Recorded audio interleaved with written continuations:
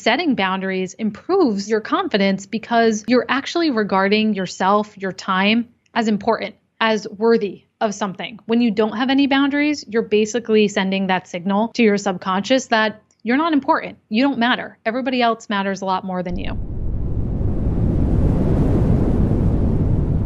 Why is being empathetic and driven an interesting combination for people to have? Yeah, I think we don't think of them together. I think we don't think about the combination of traits and challenges that happens when we bring together those two qualities of someone who is highly sensitive, so observant, empathetic, kind, but also very driven in their career. It's interesting, isn't it? Because a lot of the qualities that people think of when they talk about being driven, sort of ruthless, quite self-centered, not really caring about others, sort of the sociopath, Wolf of Wall Street type kind of approach. But success can be driven by a number of different factors, right?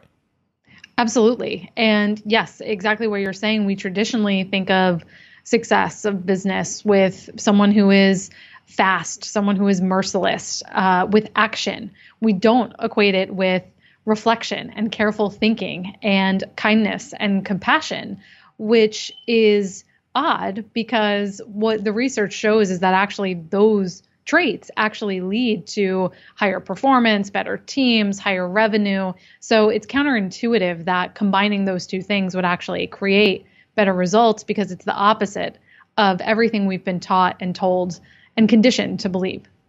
And it presents a very specific set of problems, right? Yes. That need a very specific set of solutions. And that's what we're going to go through today. So one of the terms that you're going to relate to a lot is sensitive striver. So let's define our terms before we get into it. What is a sensitive striver? A sensitive striver is a person who combines those two aspects of someone who is highly sensitive, meaning they think and feel everything more deeply, but they are also high achieving. So they are driven, they reach great heights in their career. They may not necessarily aspire to be top of the pack and CEO, but they have a strong drive to be the best version of themselves. And so when those two qualities come together, it can be a tremendous asset and a superpower, but can also lead to a very specific set of challenges that comes out of that as well. How can people identify if they're a sensitive striver? Is there an MOT that people can run through a checklist? Absolutely. And so, I should specify that being a sensitive striver is we're talking about 15 to 20% of the population here. So 1 in 5 people, I'm sure everyone watching or listening to this knows someone who is a sensitive striver or works with them or is one themselves. And so sensitive strivers, they are highly attuned to their own emotions as well as those of other people. We are deeply caring. We give our 100% to our work, all with an inner world on overdrive. So we process information more deeply than the average person. We're more affected by our surroundings, which again makes us observant, perceptive. We anticipate eventualities. We are the person who is able to spot opportunities or highlight gaps before things become a problem. But at the same time, being so affected and processing everything so deeply can also lead to stress, overwhelm, overthinking, especially if you don't have the right set of tools. What are some of the main disadvantages that you get as a sensitive striver? How does it hold you back? Yeah. So it might be helpful to go through the framework I've defined in the book of really identifying yourself, the qualities of being a sensitive striver. And we can talk about that because each one has an upside to it, but also has a downside to it that I think will provide more color. So in the book, I share this strive framework, very easy to remember. Sensitive strivers, your core qualities are strive. And this is the place I start with anyone who comes to coaching or works with me in any of my programs, because it's very overwhelming to be a sensitive person. You can feel like there is so much you want to improve or change about yourself or be different that you don't know where to start. So the strive framework is a way of prioritizing where your biggest opportunities are.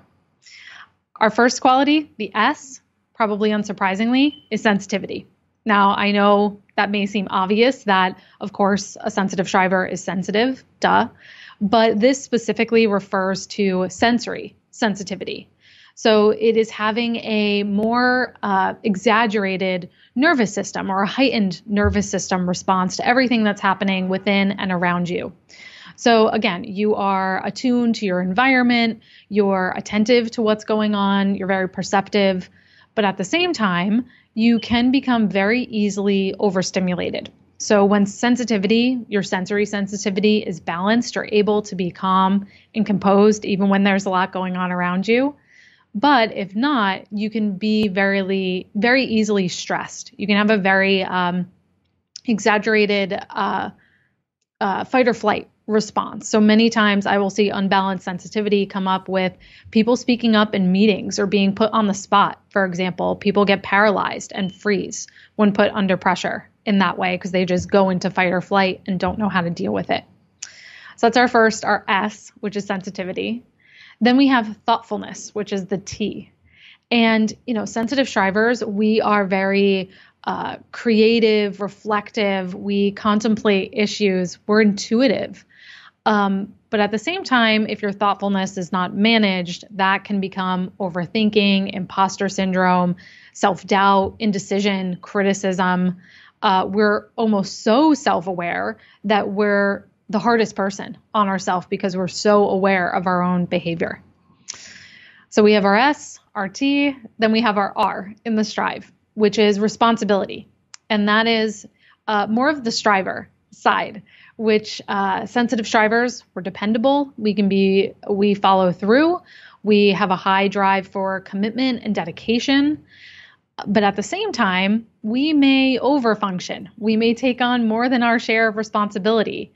We may people please and put other people's needs ahead of our own. So we are the one who will sacrifice our own weekend and, work 10 hours to get a job done. So we're really willing to sacrifice our own well-being. We're overly responsible at times. That brings us to our I, which also is the striver side. So the I stands for inner drive. And, sensitive strivers, we are the one who wants to exceed expectations in everything that we do. We want to check the boxes, get the A+. So we set a lot of goals and we usually achieve them. But sometimes we can overburden ourselves with too many goals. We can overwork because we want to reach the next echelon of our career. And probably most of all, we can fall into perfectionism, where we have this very binary all or nothing view of success. Either I accomplished my goal and I'm amazing, or I didn't and I'm a failure. And sometimes that perfectionism can lead us to set such an unrealistically high bar for success that we end up setting ourselves up for failure because it's not something that can be accomplished. So then we have our V, which is for vigilance. And that's being very attuned to the subtleties in your environment and nuances going on around you.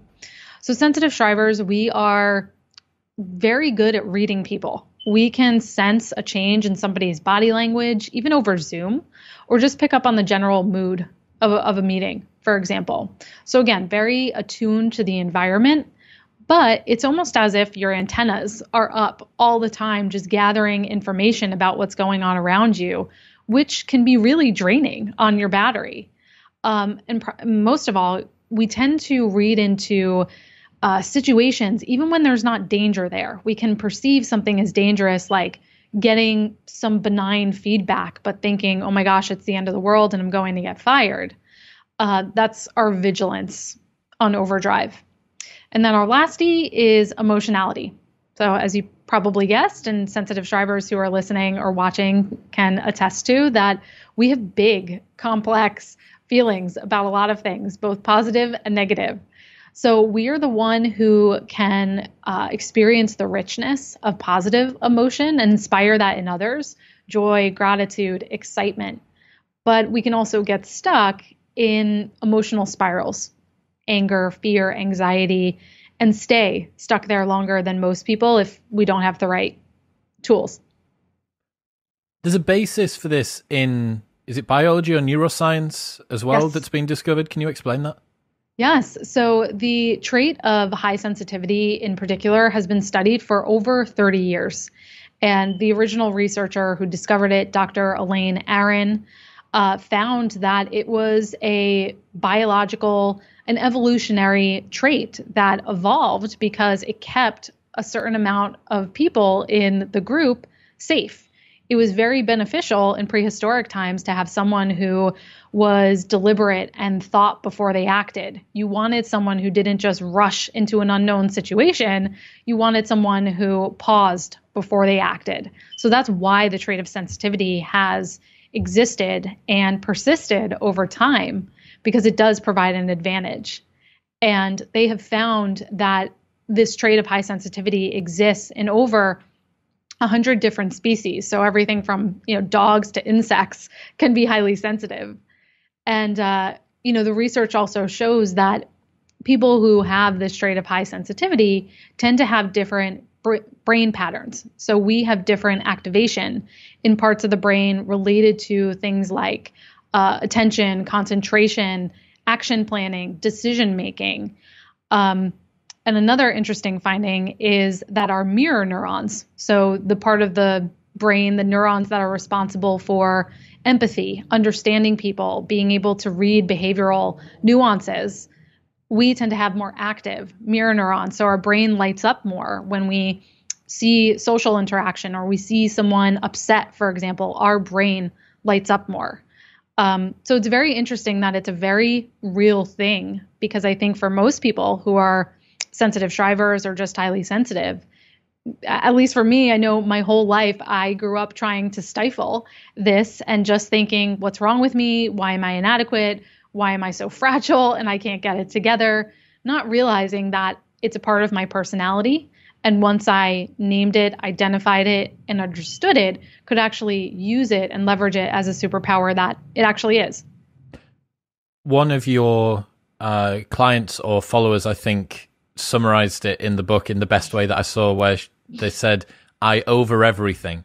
Mm-hmm. And that's just such a good way to put it, because it is. It's just all of the things that you do turned up to 11. All of the sensitivity 100%. And the interpretation and the overthinking and everything just gets turned up to 11. And I'd say I think I would probably fall somewhere on the spectrum of this. I'm going to guess that sensitive striver skews female. Is that right?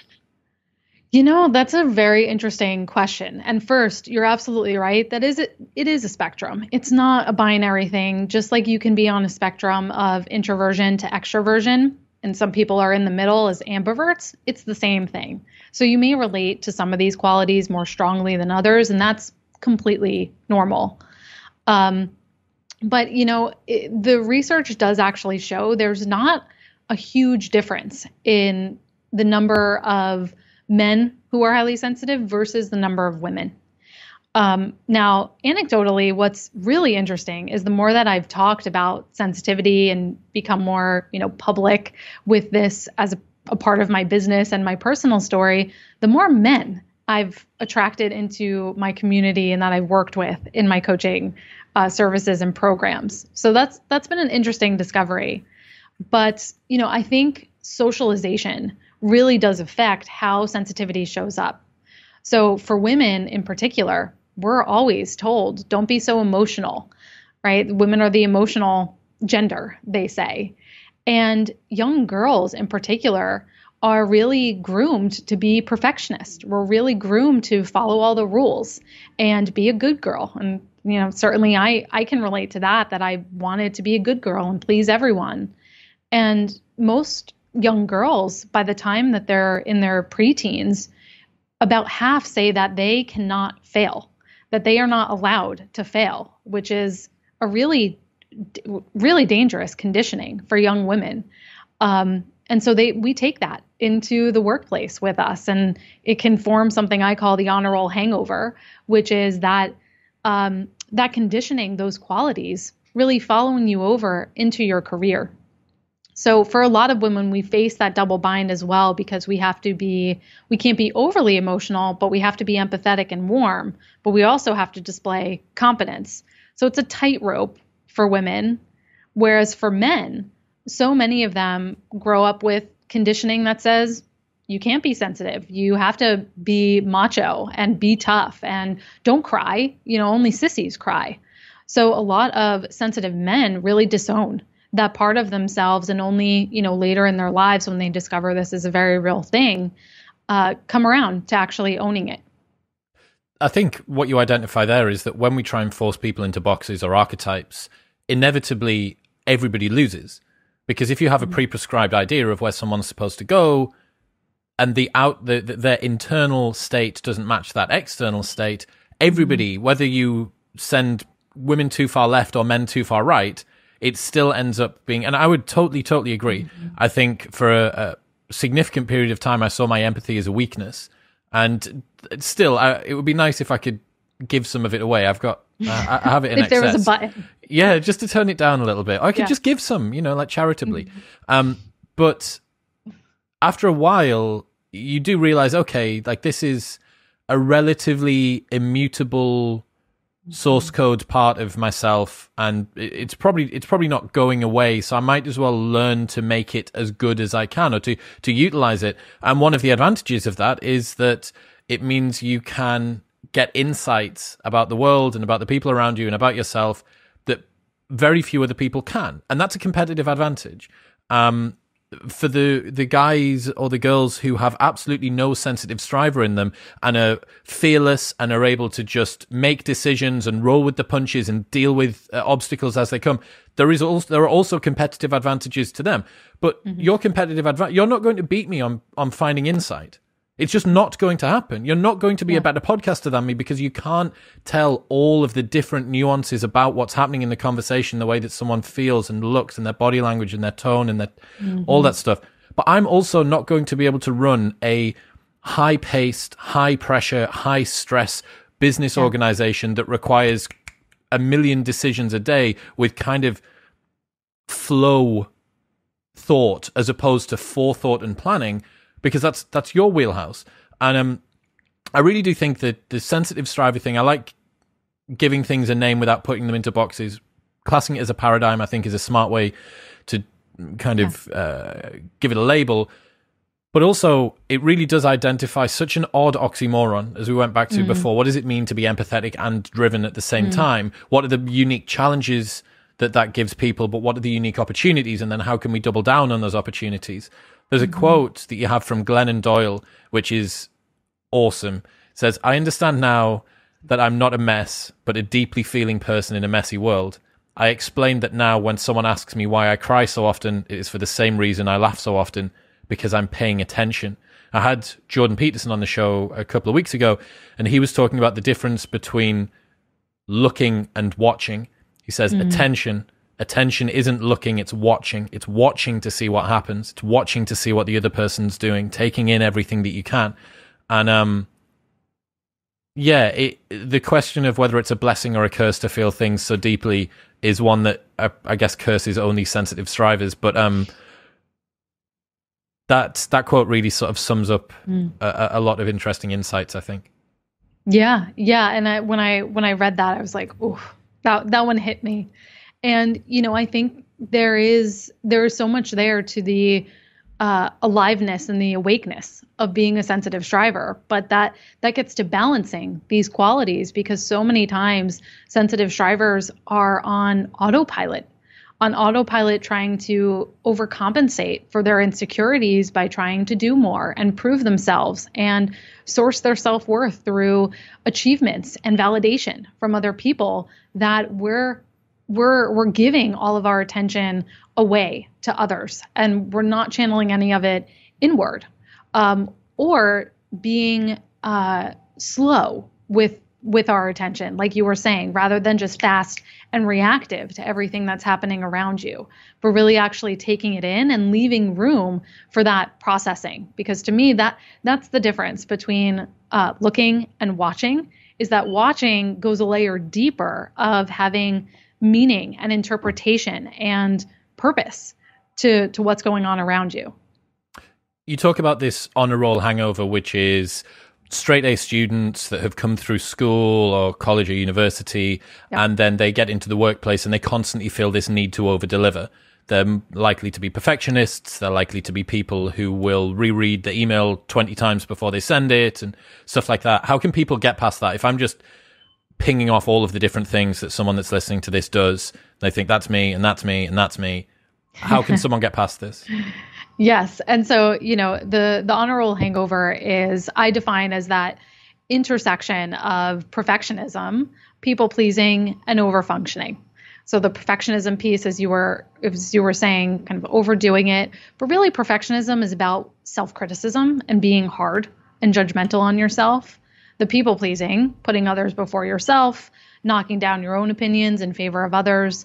And the overfunctioning is being the one to swoop in, to fix every situation, taking on responsibility. And it creates a dynamic where if you are overfunctioning, you create a dynamic where others can underfunction. So you actually disempower them because you're fixing everything and doing everything for them. They don't have to think for themselves.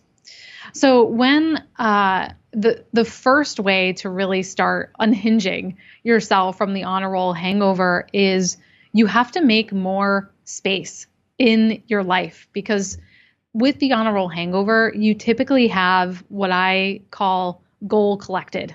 You've typically taken on all of these ambitions and aims and obligations, many from yourself because you want to push yourself to achieve more and do more, but also because you feel overly responsible or somebody else said this would be a good idea to do, or you just feel some sort of sense of obligation, like a good employee would be involved in this initiative, right? And so in the book, I call it the strategy of giving up goals, which is really taking stock of how you are spending your time and looking for areas where you need to rethink a goal or priority or give it up altogether. How can you identify those? So the first one is looking for places where the goal was not yours in the first place, where you were driven by a sense of comparison, or as I said, obligation. Anywhere where you are telling yourself you should, you have to, you need to do something versus wanting to do something. Very important distinction there. So you want to make sure that anything you're undertaking is really motivated by the right fuel, that you are motivated by an inner longing and desire rather than a fear of missing out. So that would be one. A big one that I see for sensitive strivers is when giving up the goal, when it starts to bring you more distress than it starts to bring you benefit. And this is a really important one. I have been here many times in my life where in the name of pushing myself outside my comfort zone, I push myself way outside my comfort zone to the point of, dread, sleepless nights.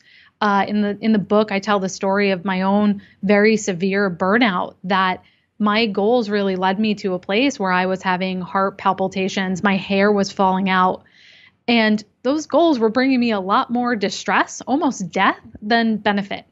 And so, yes, I am all for discomfort. And in the book, I have a whole chapter about taking on more risk and getting comfortable with discomfort. But there comes a point, and you have to develop inner discernment to know when a goal has pushed you far beyond your comfort zone to the point where it's damaging your health.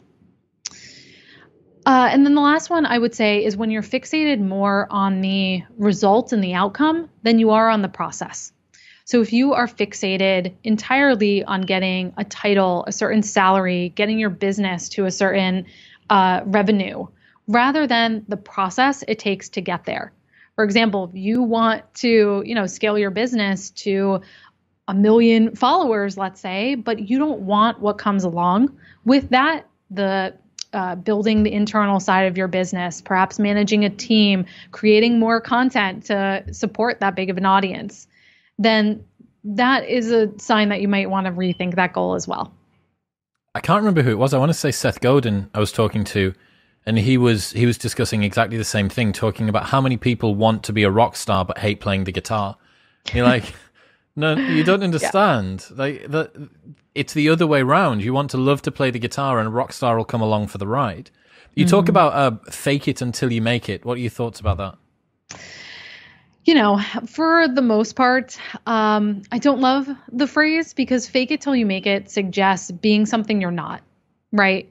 And so many sensitive strivers, the honor roll hangover tricks us into thinking that we can fake it till a point where we have earned worthiness and approval if we only check a certain amount of boxes or meet a certain requirements. And so I think in that way, this idea of fake it till you make it, pushing yourself further in the name of trying to be something you're not, can really lead you astray and in the wrong direction. That's interesting. So you're saying that fake it till you make it is kind of like, there's also almost a sense of self-deception in there, saying that I'm not good enough for this thing. It inherently implies that you need to have ticked these boxes before you can get to a particular level. I'm going to guess that fake it till you make it also feeds into imposter syndrome somehow.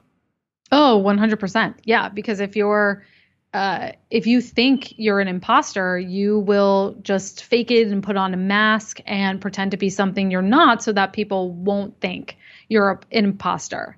And what I really think is the biggest slippery slope with fake it till you make it is that we bypass looking at the real problems. We, especially with imposter syndrome, we just think, well, if I look and I act confident, then I will feel confident, rather than addressing what's really... Why am I not confident? Why am I not confident? What are the thoughts that are generating that feeling? How do I deal with the emotions of shame and doubt, rather than wrestling with the difficult things we try to bypass? We try to go over instead of through. Well, also ask yourself, do you deserve imposter syndrome? This did come from Seth Godin, where he said, if you're doing a thing that you've never done before, you quite rightly deserve your imposter syndrome. You are an imposter. You haven't done it. Yeah. It's like I reframed it as adventure syndrome. If you are mapping new territory, then how do you know if you're going to be able to succeed or not? But on the flip side of that, this is something that I try and tell as many people who bring up imposter syndrome to me as I can. Your imposter syndrome should only be able to survive being disproven in the real world so many times before it just leaves. If you start clinging on to it, imposter syndrome and believing that you are not worthy of the successes that you have isn't the same as being humble. And I think a lot of people believe that it is somehow that, oh, well, if I hold on to this imposter syndrome, it's keeping me rooted to the floor. It's like, no. Your goal is to have the most accurate self-view that you can at all times. Yeah. That's it. And by holding on to your imposter syndrome, if the imposter syndrome makes you feel less than you are, that's inaccurate. And if the fake it till the make it makes you feel more than you are, that's also inaccurate. Just try and have a relatively rational worldview about yourself and about your capacities. 100%. Yeah. And, whenever I talk to people about imposter syndrome, I always say exactly what you were saying, that sometimes doubt is a normative response. And where it becomes imposter syndrome is when your sense of doubt is out of sync with your self-perception or the facts of the situation. So if the facts of the situation are that you've never done something, it's unproven, this is new to you, then it's completely normal to feel a sense of doubt. You're just having a normal human response to a situation. Versus imposter syndrome would be, I've proven success here, I've received great praise and accolades, I have training in this area, yet I still don't feel like enough. And I still feel like every moment someone's going to come along and say, I'm a fake and I'll be found out. So that's a very important distinction that I don't think a lot of people realize. We group them together. Yeah, and the fake it till you make it as well is going to cause a buffer to sit between you and whoever is complimenting you, or the award that you win, or the accolades that you managed to achieve. You've hit this year's target. Well, yeah, but I was faking it until I made it. So that still isn't internalized. And that basically means that you're kind of strapping yourself to the tree that is your own fake it till you make it imposter syndrome. You're just going to stay there. So you split the book into 3 sections, and you go into the second section now where you talk about what people should give themselves permission to do. What should they give themselves permission to do? Yeah, a lot of things, but specifically permission to succeed. So many sensitive strivers are afraid to be who they are. They're afraid to do well because they're afraid of success, which sounds funny to say that someone could be afraid of success, but you can. And so they need permission to succeed, to feel like they're not outshining others, or they're not the tall poppy that's going to get cut down. What will people think of me if I do well? And specifically to get out of their own way, thinking that there's one right way to accomplish something, that someone out there prescribed that there's certain steps you need to take, or an exact model that exists and you just need to find it. That's not how the world works. So you need to give yourself permission to take matters into your own hands, listen to yourself, and starting before you feel ready, starting before you feel completely qualified or prepared. That would be first. Yeah, I was going to say, just how can people, what are some of the techniques that people can do to instantiate that? Yeah, some of this is what they need to stop doing. And so with our type of personality, in particular, sensitive strivers, we tend to over prepare, and we get into procrastinating, as I call it, which is a diversion tactic of over researching. I will have clients who will say they want to accomplish something, and then they will spend weeks planning and putting together spreadsheets, and but I need to put together my strategy plan, my business plan. And in all, they overcomplicate, and they spend so much time researching and thinking about something rather than just acquiring knowledge as they go. Or I see this a lot with my clients who are business owners, for example. They will spend so much time creating a website when they don't even need a website right now. They could go out and get clients through referrals, for example. And so it's a diversion tactic to focus on the comfortable thing instead of the thing that feels a little more challenging and exposing to us. So that would be one way. But another thing I love to go through with my clients is having them remember and root into their own resilience. And even just going through the exercise of reminding yourself of 3 times in your life when you have done something difficult or challenging, how did you get through it? What did you learn from that? Can really help you realize, I actually do have what it takes. I've been in this sort of situation before. I can navigate through this again. Because often what blocks people from starting before they're ready is the self-doubt, is the sense of inadequacy that I can't do this. I don't know what I'm doing. I'm not good enough. What are people going to think of me? And so getting your mindset right will mean that then your actions can fall into place around that, because we always want to be consistent with our beliefs and how we see ourselves. So if you see yourself as inadequate, well, guess what? You're going to keep hitting up against a brick wall when you try to take action. But if you see yourself as someone who is resourceful and figures it out as you go, well, then you're going to allow yourself to take action in that direction. It's one of the beautiful things of experience, right?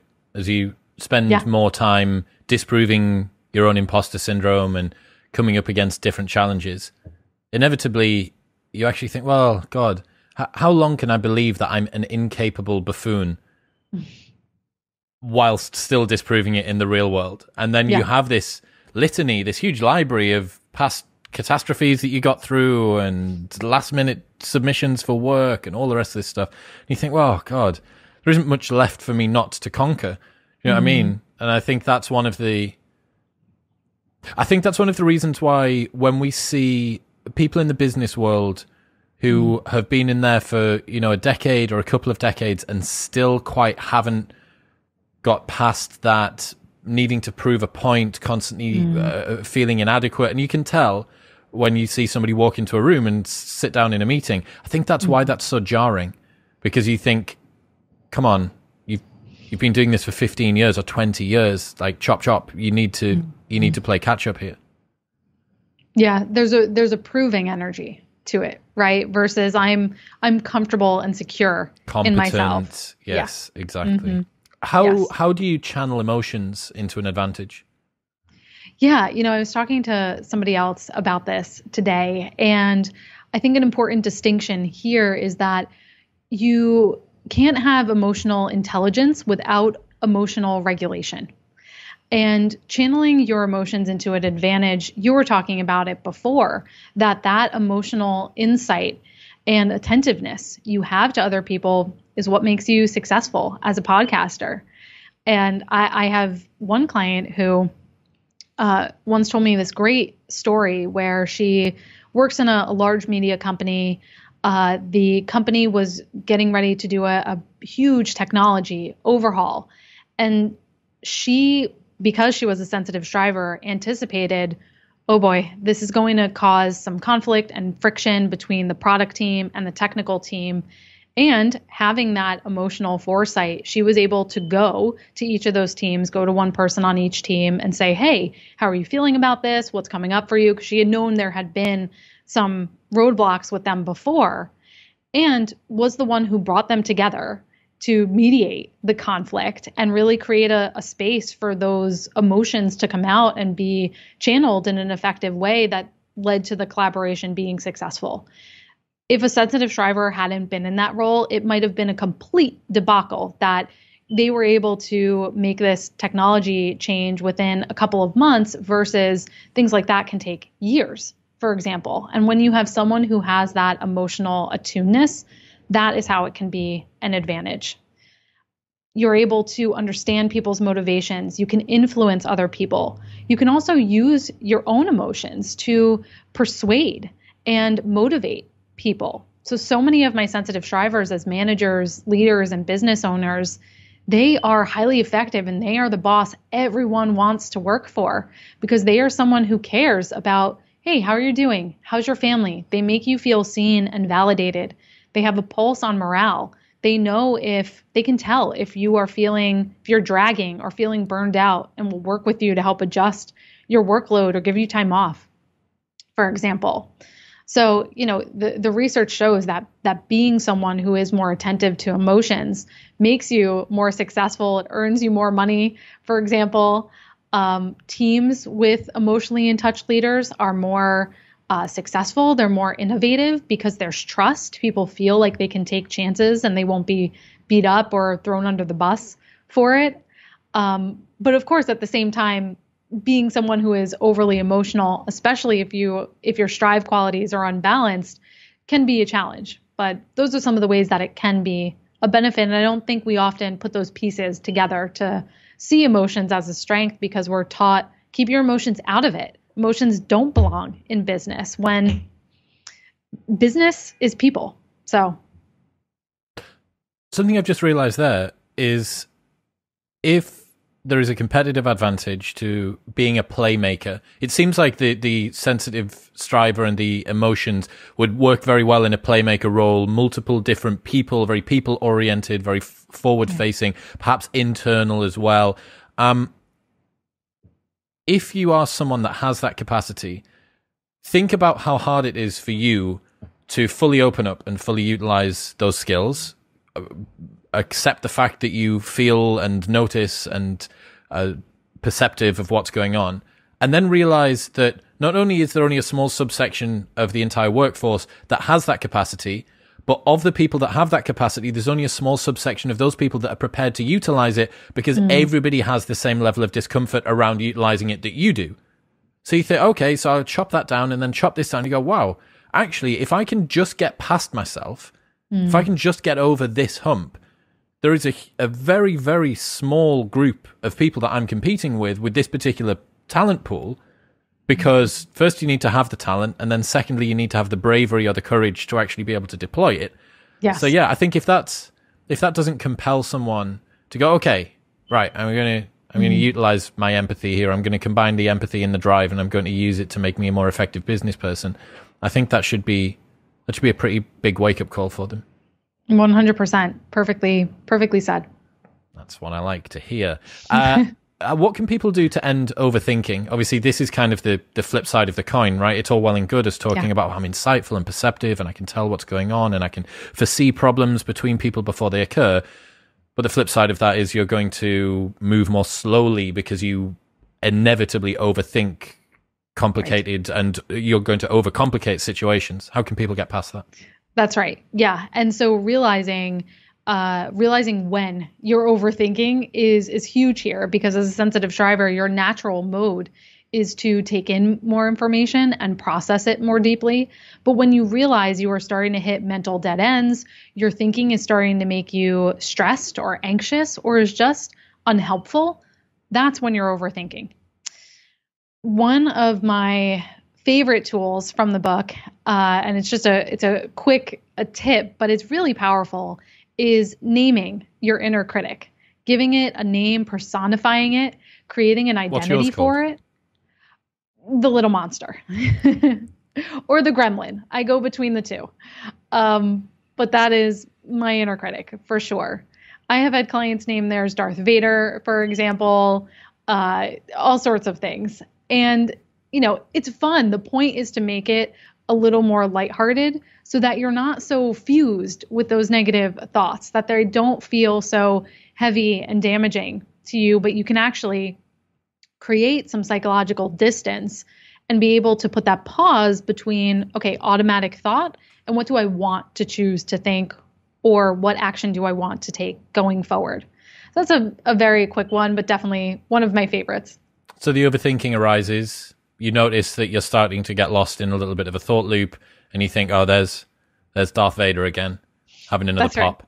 Right. That's right. And then it gives you that moment to assess like, oh, I see you. I can make a more conscious choice rather than a reactive, automatic, let me just spiral out and let me just make a conscious choice in that moment. Do I want to believe Darth Vader? Do I want to buy into that? What does my wise inner voice tell me and want me to do differently? That's a practice that many people that meditate will be familiar with, right? Noting, yes, just providing that mindfulness gap. James Altucher has the not useful label, if you've heard of that. Yeah, which I absolutely love. So whenever he notices a thought in his mind that he realizes is not useful, he just notices, labels it not useful, and it disintegrates the veracity and the size of whatever it is you're thinking about, because you go, well, I don't want you. I don't want you in my mind. But until we realize that, until we create that mindfulness gap and give ourselves that distance. So I'm going to guess that learning to trust your gut is a skill that a lot of sensitive strivers could probably do with trying to acquire. Oh, yes, because we are conditioned as sensitive strivers. It's that people pleaser in us. It's the vigilance side where we're paying attention to everything outside of ourselves, to the point where we start to overvalue other people's opinions. We start to think they know what's best for us, or again, that there's a right way to do something. We get caught up in those shoulds and we don't develop. I really believe that listening to your gut is a muscle. And so it's something that can be developed if you give it attention. What does that mean? Is it getting out of your own way? It's not acting on impulse. It's not acting on instinct. What is it? No. So, gut, hunch, intuition, I group them all as the same thing, which is basically listening to yourself. And sensitive strivers, we have a more advanced ability to do this because of our processing. Because we're attuning to more that's happening around us, we're taking that in more, we're processing that information in a more complex, intricate way. It's like we have a bigger database to be pulling from. So intuition, you want to think of it a little bit like a pattern matching game, where when you have to make a decision or a choice, your brain in the matter of fractions of a millisecond is doing these calculations, pulling from all of your past experiences, your preferences, your learnings, your memories, and is calculating how is this situation like the past, and how can I use information to provide as much of an analog to what's happening now about how I should behave. And so as a sensitive striver, we have a deeper well to pull from. And intuition, it can feel a little, woo-woo or spiritual or fluffy because it is so unconscious and fast. But it is really that it's beyond awareness. It's almost that physiological response of something in my gut and in my body feels right, or I call it like an internal traffic light. When your intuition says something is a go, you feel like, yes, I know this is totally the right decision for me. But when your intuition says, maybe you should stay away or this isn't good, you feel that resistance inside.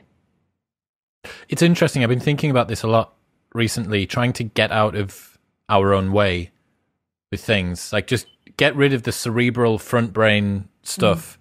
And this is one of the problems I see in the personal development and the self-growth world generally, that when you're constantly striving to try and be better, you inevitably lose a degree of confidence in your own existing skill set, because there's something inherent about, oh, well, I've got to acquire more because I need to know about that thing, and I need to improve my communication, and I need to be better with this and that and the other. And I think one of the things that would be really interesting if people were able to do it would be to periodize their years, perhaps, and say, okay, so maybe for a couple of months I'm going to focus on growing, and then for a couple of months I'm not going to be too bothered about actually trying to acquire new skills. I'm just going to allow the existing ones I have to kind of permeate the actions that I do. And then you go, okay, wow, like look what happens when I get out of my own way and I just allow that stuff to flow. The unconscious insights that we get, I think it's easy in the modern era where, we're here talking about personal development, but letting it go every so often and just saying, right, I'm just going to have faith that the system and all the stuff I've acquired is just going to amalgamate somewhere in the back of my brain or the base of my stomach, and it's going to arrive when it's needed. Yeah. And, as sensitive strivers, the research shows that we are great synthesizers. That goes back to what I was saying before about the neuroscience that shows our brain patterns. We make more neural connections between information, but we need space to do that. So what you were saying, about really creating the opportunity to listen to yourself, reminded me that when I was writing the book, I'm a huge reader. I love books. I read tons of personal development books. You can see them all behind me if you're watching the video. But when through the process of writing the book, I stopped reading other books because I knew it was extremely important for me to be listening to myself and my own knowledge, and not reading another book and saying, oh, but maybe I should try to incorporate this or make my book look like that. So that was something I did to create space to allow my intuition to come through and to trust myself that I would synthesize all of my education and learning and background into this book and not cloud it with very worthwhile information, but it would prevent me from hearing myself. That's really smart. I did a TEDx talk a couple of months ago, and I was brought on last minute for a talk that had already been delayed by a year. So the 2021 had got pushed back to 2021. And then a couple of people had dropped out when they'd announced it was the rearranged date. And they gave me, so I had 10 weeks. And most of the other people who'd been on it had like 14 or 15 months, I think, to prepare, or even maybe even more. And so many of the people that were doing their talks had found that what they'd written a year ago, they now disagreed with. They now had these internal conflicts around because they had moved on. The talk that they had written and the person that they then were jarred somehow. And in a bizarre way, I knew that within the space of 10 weeks, my opinions can change quite quickly, but they're not going to change usually about something that was as core as what I was going to talk about. And I actually felt like it was an advantage. I actually thought, oh, okay, well, I have, similar to you, periodizing intake with output. I didn't have sufficient time to change my fundamental views around the topic I was going to talk on. So I didn't get that, well, maybe, what is my position around whether being weird is a competitive or a social advantage, or what is my position around this, that, and the other? So, bizarrely, it can be an advantage like that. Another thing that you talk about is to do with boundaries. And I think that's quite interesting. Inevitably, if you are a sensitive striver, someone that wants to over-deliver and overachieve, you're going to take your work home with you and reply to emails on the weekend and do all that sort of stuff. Why are boundaries so hard to build, and how can people build them? Oh gosh, now more than ever, they're so difficult because we don't have artificial boundaries anymore between our professional lives and our personal lives. We used to have, for most people, used to go into the office or a co-working space. You would have your commute as time to transition into that professional mindset. Now there is no separation between that. And for many people, you have kids at home, so your home is also school. There's no external boundaries as much anymore. So it's a huge challenge now. But especially for sensitive strivers, the misunderstanding about boundaries is that they make you mean, you're having to be harsh, and it goes against that identity that we have as being helpful to people and wanting to please people, for example. But in the book, I really go into the fact that boundaries are meant to be helpful to both you and other people. So they serve other people as well, because clear is kind. And people need to know where you stand and how to get the best out of you. And boundaries are what help us with that.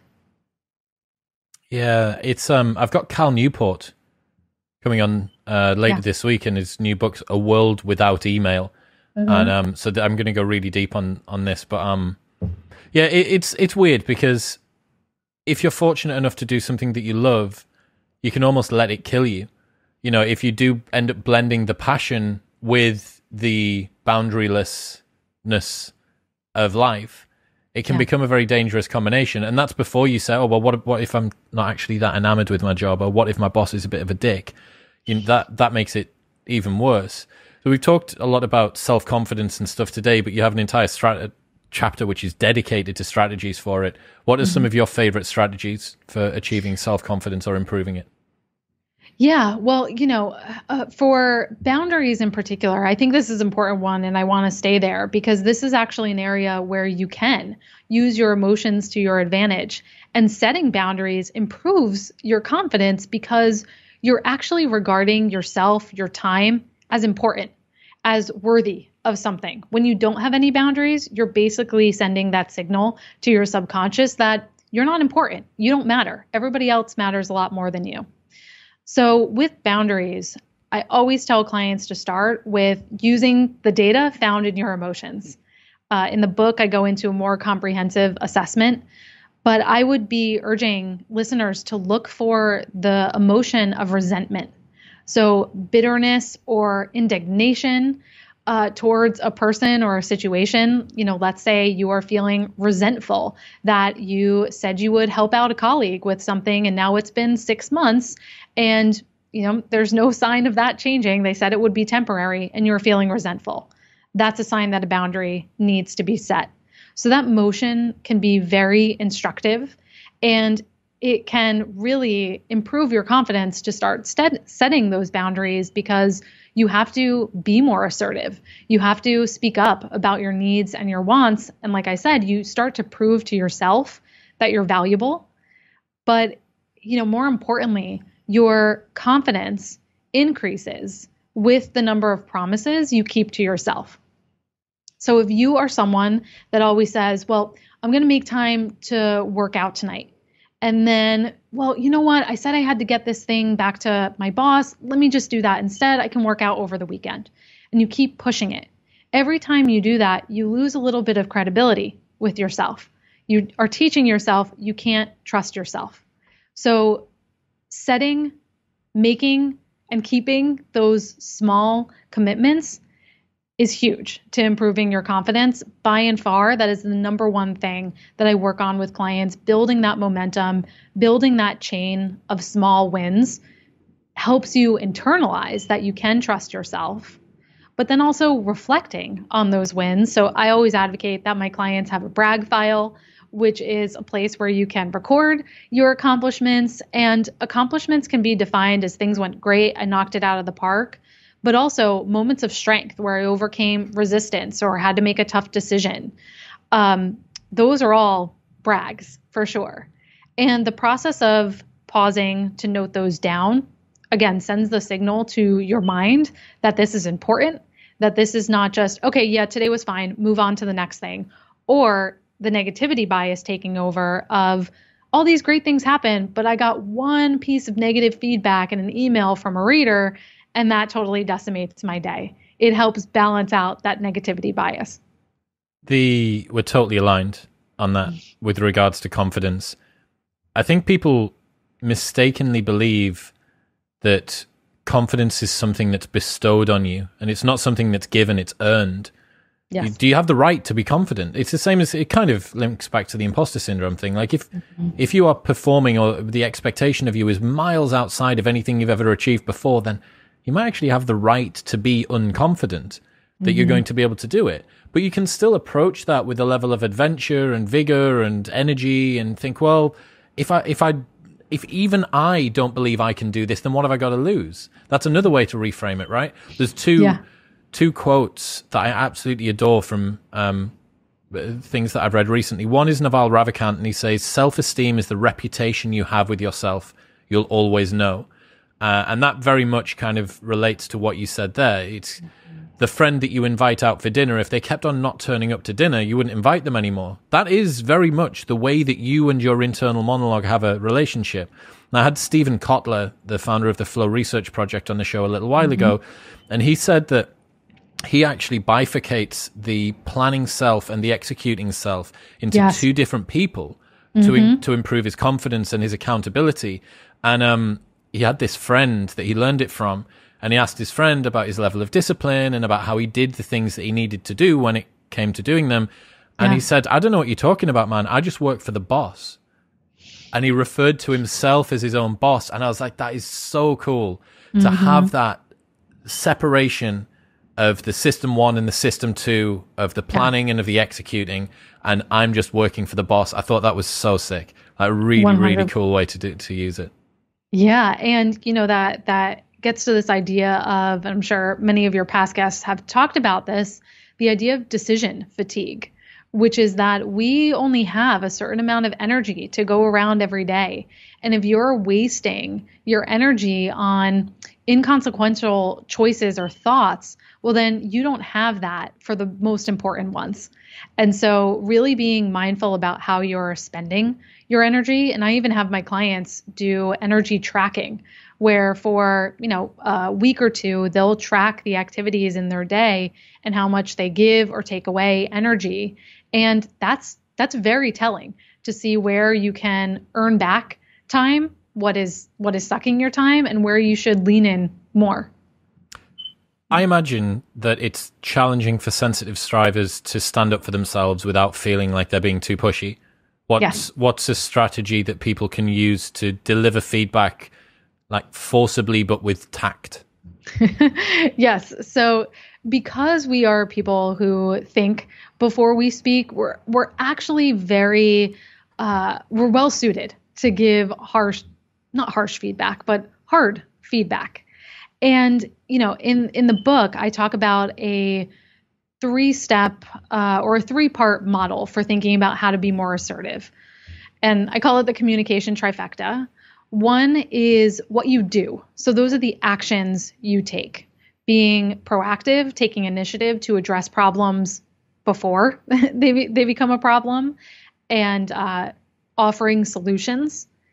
Making explicit requests. So I see this all the time with sensitive strivers, that they will dance around what they want, but they won't say it because they're afraid of being that forward. So they will not clearly state what they want or ask for what they need.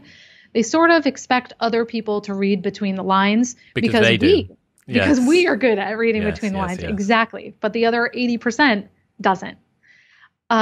So that you have what you do, then you have what you say, which is the actual content of your message. Using your thoughtfulness to your advantage here, planning what you want to say, not extensively. I have clients who will write the whole script of exactly what they want to say, and then they get in the conversation and it goes a little sideways and they are totally panicked because, oh my gosh, I didn't plan for this. This wasn't in my script. So really just having planning in terms of having, high level structure of where you want to go and the points you want to hit. So even if the conversation gets off the rails, you can always come back to those main points as your anchors. Dropping prefaces and qualifiers. because we tend to be a little afraid of delivering a direct message, we often soften it by saying, I know this may sound silly, or I may be wrong. I hope you won't be upset or mad at me. We throw in all those qualifiers, which just undermines the strength of what we're saying. So much better to say, instead of, I hope you won't be mad at me, but to say, I have some important feedback I want to share with you today, and just cut it out. So what you do, what you say, and then how you say it, which is your delivery and how you show up. And luckily, again, this is where we can channel our traits to our advantage. Sensitive strivers tend to naturally be very warm people, right? Where we easily connect with and build rapport with people. So use that. But specifically, keep a calm, level tone to your voice. Your body language is important. I once had a client who was going into a very important meeting. Actually, it was a legal dispute that he was going into. And as we were prepping for this in a coaching session, he was in his chair going like this, and I'm fidgeting all over, and he was kind of, rubbing his head, and his nerves were just leaking out through his body. So you have to remember that your body tells a story, and that if you need a way to process your energy, have something in your hand, channel it that way, or a quick grounding exercise is to really ball your hands up in a fist and then let it go. And imagine that you're letting go of the energy as you do that. And then last, I would say in the how you say it is making choices around context. And again, this is where our nuanced thinking comes in that you will know other people are not as tactful they may deliver some hard feedback over Slack, for example, where all nuance is lost and something doesn't land well. Whereas you may know that, this is something I have to have as a face-to-face or a video conversation with someone. So just making wise choices about the medium, the timing. Is this something you want to tell someone at the beginning of the morning? Or do you want to make sure you don't have a meeting planned right after that, so you have to rush the conversation? So just being thoughtful around that as well. It's so interesting about how the unique advantages that are bestowed on someone that's empathetic but driven is where you need to kind of utilize. That's exactly what all of these insights are growing out of, right? Mm-hmm. It's like, okay, so use the perception. Right. How are you going to speak to the person? What is it that you're going to say? What's the delivery going to be like? Is it going to be done in the morning? What's that going to make the rest of their day look like? If you tell them on an evening, are they going to go home and immediately stew with their family? Like, is it best to do it just after lunch when everybody's energized, or is it best to do it in the morning when they've just got in? Yeah, I think that's really good. What about setbacks? I imagine that they must be the sort of thing that can sometimes hurt. Yeah, because sensitive strivers tend to personalize them. We tend to rather than seeing setbacks as a very natural part of the journey. And, Seth Godin talks about the dip, which in management and business, in economic theory, it's called the change curve, which means that whenever you're on pursuing any sort of change or advancing yourself, there comes a natural point where you hit a down cycle where you may feel a little bit hopeless or disappointed or dismayed. So rather than realizing that's something that's very predictable and normative, sensitive strivers tend to personalize setbacks and let it steal all of our motivation because we make it mean something about us. And that's my golden coaching question that I ask clients whenever they feel stuck in something is, what are you making this mean about you? And how true is that? Or also, how helpful is that story? So yes, that is why setbacks are so hard for sensitive strivers. But this is where also so much of what we've talked about so far comes back into play to help you get out of that setback. So in the book, I talk about a process of resting, reflecting, and recalibrating. So resting is pretty much taking some time away from the problem, really addressing your own physiological reaction to it, because you may go into panic, you may feel hurt, And you don't want to force yourself to find the silver lining in a situation, because most of the time, again, I think we try to bypass that pain rather than addressing it. And if we don't address those emotions, they're going to come out in some other way. So resting is really about addressing the internal reaction of your thoughts and your emotions to the setback. Then we have reflect. And reflect is reflecting on your successes, reflecting on what you have, the hard things you have overcome in the past, consulting your intuition and what it's telling you, going back to your core values and what's most important to you and how does that factor into how you want to make a decision here. And then recalibrating is about choosing a path forward. So maybe you need to recommit to or reset your goals. Maybe your goals were too sky high, or you need to eliminate some and give up some goals like we talked about earlier. Maybe you need to build new boundaries because the situation has changed, or you found the setback was a result of not having proper boundaries in the first place. And maybe you need to find a different situation for yourself. We didn't talk too much about this, but sensitive strivers are highly affected by their environment. Again, because we're picking up on everything around us, the environment is more important. So the research does show that sensitive people who are in supportive, positive environments tend to have higher performance than the average person. But when we're in negative, unsupportive environments, tend to have worse performance than the average person. So choosing and constructing your environment to work for you is hugely important to making sure you can lift yourself out of that setback and stay out of it. And it's those mirror neurons again as well there, right? Yes, that's right. It seems like a common arc between all of the things we're talking about here is just giving the sensitive strivers, or the people that are taking in more information and feeling things a bit more deeply, just giving them that room between all of the thoughts that are going on and kind of trying to let that go. It really does seem like that's probably one of the core tenets that's coming through. It's making your inner world a friendlier place. Love it. Melody Wilding, ladies and gentlemen. Trust yourself, stop overthinking, and channel your emotions for success at work will be linked in the show notes below. Where else should people go if they want to check out your stuff? You can head to melodywilding.com. You can find out more from me there. I have hundreds of articles, a free community you can join, and would love to see you. Awesome. Thank you for coming on. Thank you so much for having me.